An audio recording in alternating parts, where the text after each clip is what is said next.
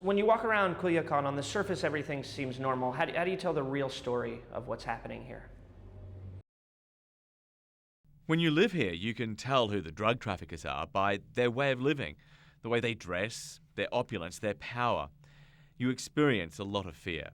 For example, when a car stops next to you while you wait for the green light, when you leave your home and you have to be looking through your mirrors to see if someone might be following you, who's next to you. And it's a shame because it's a feeling you can't measure. How do you measure fear? And it's sad to live in a city where the principal and primary feeling is terror. Terror to go out, terror to live among others, terror of dying in a shooting or in the middle of a government operation. This is what you feel. It's palpable every day. When you write an article about narco trafficking, are you afraid that somebody will retaliate against you? I'm always scared. I think you learn how to administer fear and administer the information. There's information that you have to conceal because if you publish it, they'll come for you. You also have to know where to avoid friction because you want to keep writing, because you have to continue telling these stories, but at the same time, you want to continue to live. In reality, you have to withhold information. You have to censor what you write about. Is that correct?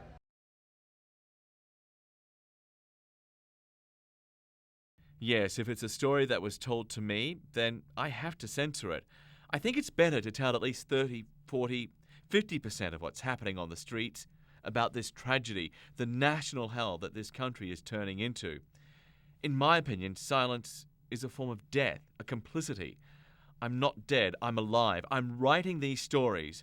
I don't want the day to come when my children will be able to say, you were a journalist and this was happening in Culiacan and you stayed quiet. No one will be able to tell me you stayed quiet. Do you stay awake at night? What do you think about? Yes, all the time. I go to bed thinking of those stories about what I wrote, what I didn't write, what I should do. To me, it's always a challenge to put myself in the shoes of these people, walk their steps, and follow their footsteps.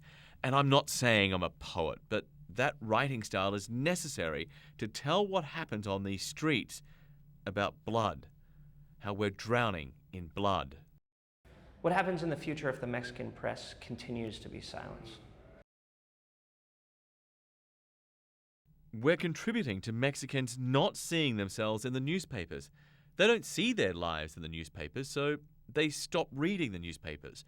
They stop watching the news. We're nurturing indifference, hopelessness, apathy, dehumanization. And so this press is going to cause change to never occur. What happens here in Culiacan when a journalist is killed? Nothing. That's the saddest part. Nothing happens.